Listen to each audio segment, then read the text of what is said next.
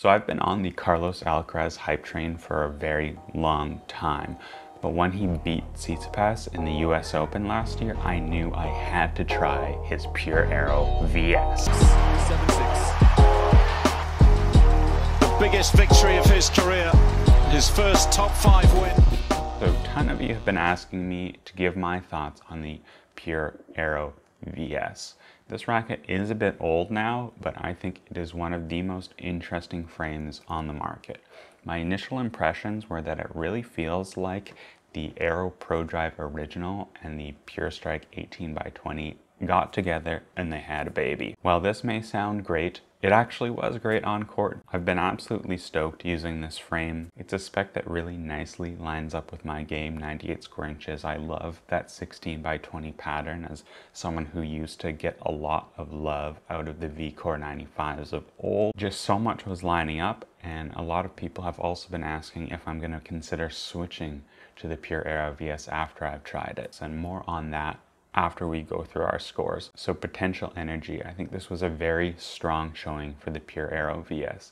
I really felt like the racket encouraged me to swing big, and when I lined it up, I was delivering very big balls. For a racket at 305 grams, I definitely felt like I was getting great ball speed and good access to spin. A good part of this is due to that high 70 RA stiffness. It's pretty stiff, but fortunately, the comfort is still there. As Babolat has been doing for many years, they're muting that feel down and filtering out those vibrations to help keep the racket more comfortable, but retaining the benefits from a high stiffness. In general, on rackets over that 320 swing weight threshold, I feel like I can get good court penetration just from the mass alone. So that combined with the strong stiffness of this racket means you can hit big, powerful shots all day long, which contributes to a score of 117 for this frame. If you're looking for something with a bit less potential energy, I recommend going to the Head Extreme Tour, which scores 112, or the EZO 98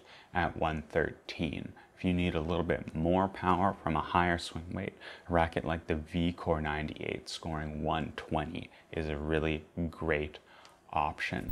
So I was actually really thrilled with the power level of this racket and felt like it would need very little customization were I to take this to the court for my own frame. Next up, we have string bed performance. Now this is a place where I wasn't really sure what to expect. Typically with Babolat rackets, they have a very open spaced string pattern.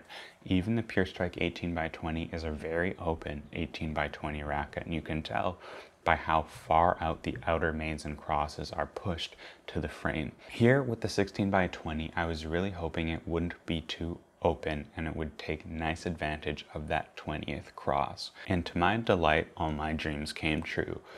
This pattern has a very nice balance of spin, but also controllable launch angle. The launch angle is definitely higher than a couple of rackets I recently reviewed, like the Extreme Tour or the EZO 98, but it's not uncontrollable.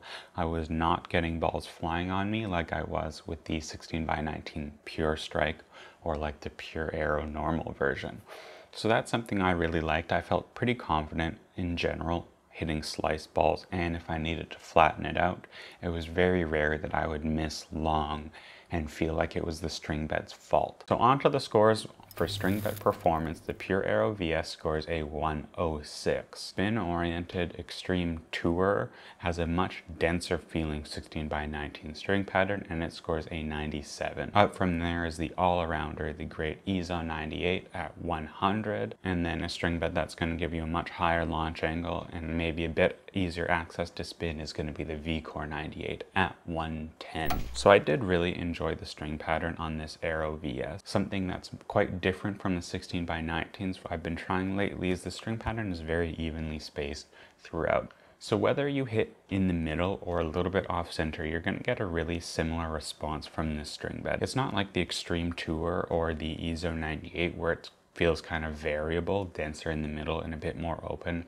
towards the outside. I don't necessarily prefer one over the other, just something of note. So going into weight distribution, I will admit I was a bit concerned because I know the twist weight is 14.6 according to Tennis Warehouse. This is definitely higher than I typically like the twist weight to be, but it does show that the racket will offer excellent stability on off-center shots, although it does sacrifice some maneuverability. I did notice that the off-center performance is superior to most of the spin-oriented rackets on the market. It's definitely better than the EZO 98 or the Extreme Tour, and I would say it's even better than the Blade 98 that I just tried due to that higher stiffness. That said, the maneuverability did suffer. It does still feel pretty fast through the air, but it's not even close to the same level of speed and maneuverability that you're getting from the Extreme Tour or the Yonex EZO 98. So with that said, I scored the Pure Aero VS at 118.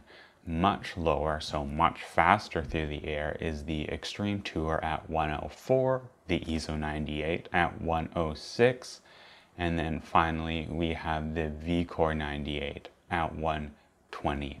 That one definitely has a more aggressive weight distribution than the Pure Aero VS, and part of that is due to the higher swing weight as well. So into the final thoughts. Now I did add some lead tape to the tip of this racket, only 6 grams to boost that swing weight up a little bit, but comparing the Pure Aero VS to the Extreme Tour, I noticed a significant slowdown in terms of racket head speed. I had a harder time setting up my forehand, and I couldn't accelerate through the ball as quickly as I need to get the most out of my forehand. So it's for that reason alone that I'm not going to be switching to the Pure Aero VS over the Extreme Tour that I'm still completely in love with. But that's just for my game. If you need something with better off-center performance than the Extreme Tour or the EZO 98, you're definitely gonna really get great success from the Pure Aero VS. Now, if you're interested in the Pure Aero VS, but you want something with more comfort and a better plush feel, I recommend checking out the Blade 98.